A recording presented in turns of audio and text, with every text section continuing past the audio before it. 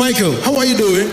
Yeah, man. We give thanks to be here, in a place called Accra, Ghana.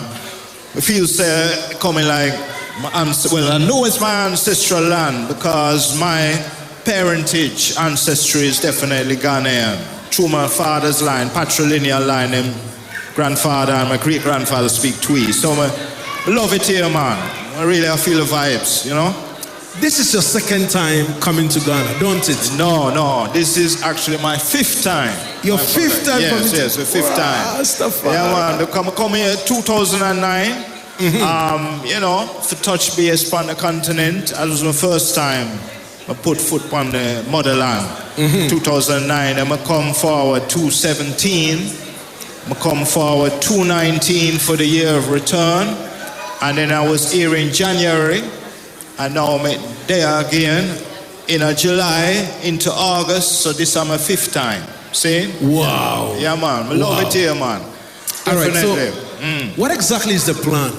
Is the plan for you to come and stay, or you just come in, check the vibes and go? Because this is your fifth time. Yeah. What is the plan for you? Well, we have several things in the works. Because you mentioned before, I am a lecturer at the University of the West Indies in Jamaica. Yeah. And we now, through my efforts, have formulated a memorandum of understanding with Cape Coast, Ghana.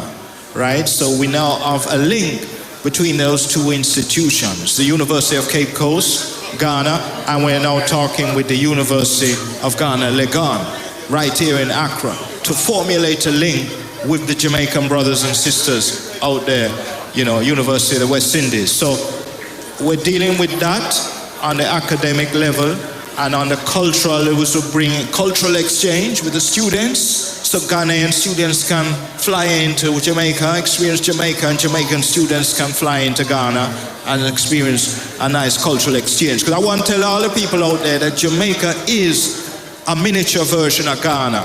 So I'm actually endorsing and encouraging our Ghanaians, if them can do it, take a flight to Jamaica and you will see the cultural similarities.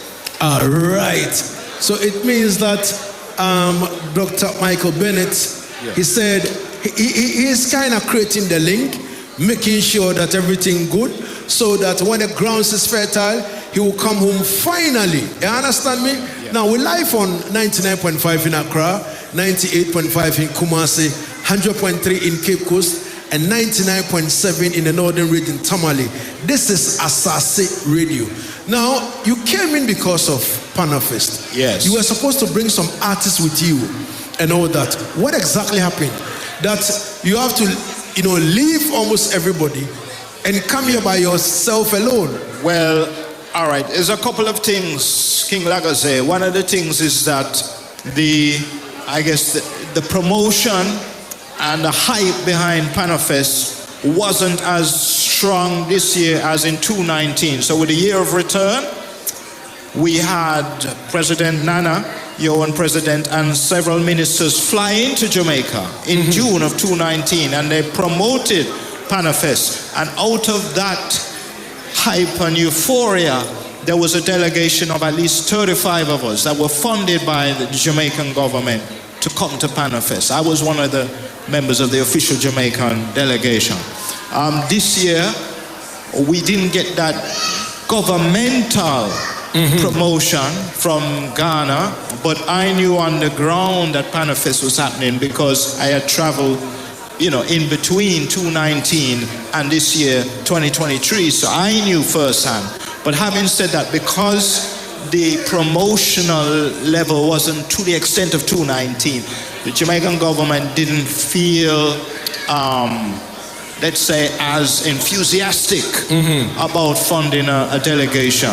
So, it is what it is. Hopefully, next time around, there will be sufficient promotion for people to realize how strong a festival Panafest is. And it's a very important one because it's one that connects the African family. And I want to emphasize that. So the African family abroad, the diaspora, persons like me whose ancestors came from the motherland but were torn away involuntarily because of the transatlantic slave trade, but we still claim our African ancestry. I certainly will do right until I breathe my last breath, and see this as the motherland. So continental Africa meets the African diaspora, and Panafest helps to do that. So it's a Pan-African festival and very important, and I think it puts Ghana right there in the legacy of Nkrumah, because Kwame Nkrumah,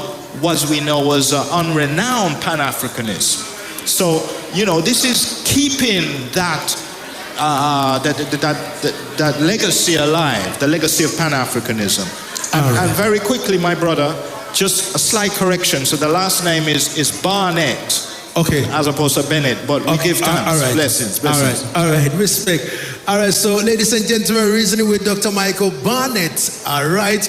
Give thanks every time. Yes. Could I just mention very quickly, Lagazee, that Johnny Clark, which you've been playing, is an unrenowned cultural artist, and I promote him without any apology because his roots and culture, and he always spreads the message of the African roots of black people all over the world, and that's what we're promoting. And also, History Man is another artist. Down the road, people will learn about History Man, and he's an artist that we will also look to bring to Ghana next year. Yes? Oh, all right. So, Johnny is ready to come to Ghana? He is very ready. In fact, to be honest with you, you know, he was willing to forego his normal artist payment, which is quite high, you know.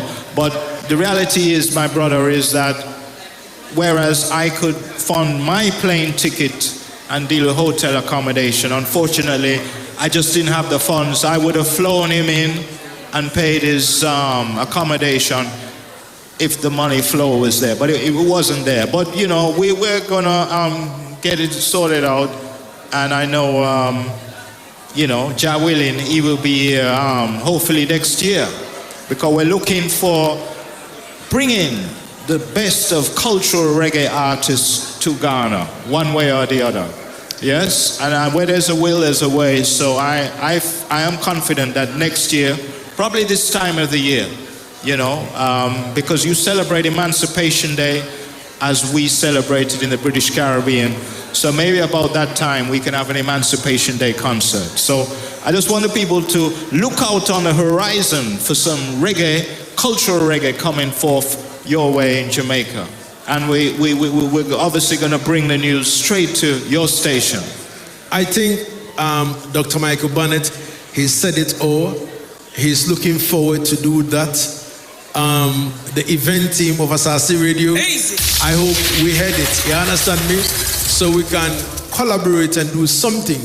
You know what I mean? And as he's going back to Jamaica, you know, through him we'll talk to Johnny Clark as well on this show, Yaad Settingz, and find out how ready he is to come to, you know, Ghana, Africa, in terms of anything we will do.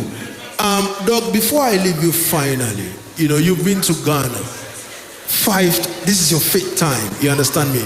What do you think we are not doing right in terms of shows, in terms of putting shows, in terms of this Panafest, for instance, that you came to witness? Because had it not been Daddy Bosco who even called me and said to me that, yo, Lagazee, Panafest is ongoing and I have Dr. Michael Barnett over here, I wouldn't have known that even there is something called Panafest, you know, going on. What exactly do you think is the problem? Well, since the year of return, there needs to be follow through, because the year of return, 2019, Panafest was well promoted. You see, you had the government machinery, you had the Ministry of Tourism in Ghana 100% behind it, and that machinery was so effective. It reached the diaspora, it reached the US, they reached Jamaica. We need that same kind of magnitude of promotion. We need the same level of fervency applied to Panafest promotion. The money, the resources that were used in 2019 weren't used in 2023. That's the reality. And without the resources, without that promotional, you know, the promotional strength, you're not going to reach the people. So because we didn't have as much resources invested in the promotion, that's why the word never got around. Because I know you heard about the 2019 year of return, right? So what I'm saying is we have to be consistent with the level of promotion. And Ghana has a great product with Panafest. So I urge, if there are any government ministers listening, any local corporate companies, this is a great thing to promote. The Panafest is a good product, and you're not going to go wrong, because it's going to bring the diaspora. You're going to get people from America. You're going to get people from Brazil, Jamaica, Trinidad. But the word has to go out. So, you know what I mean? I had the links underground here, so I knew about it independently of the promotion, but the promotion is needed to bring the crowd both internally as well as externally. Because to be fair to the Panafest committee, they never had the resources themselves to spread the word across Ghana. Because the word, they should have blasted the word out there to the whole of the Ghanaian population, ideally. Yes? All right. Dr. Michael Barnett, I would like to say thank you so much for you coming. We wish you safe travels back to Jamaica, and we will keep in touch, because we have the link right now, and we're looking forward in doing greater things with the eye. Yes, my brother. Give thanks every time. And Respect. I give thanks, for promoting the culture on the airwaves, you know.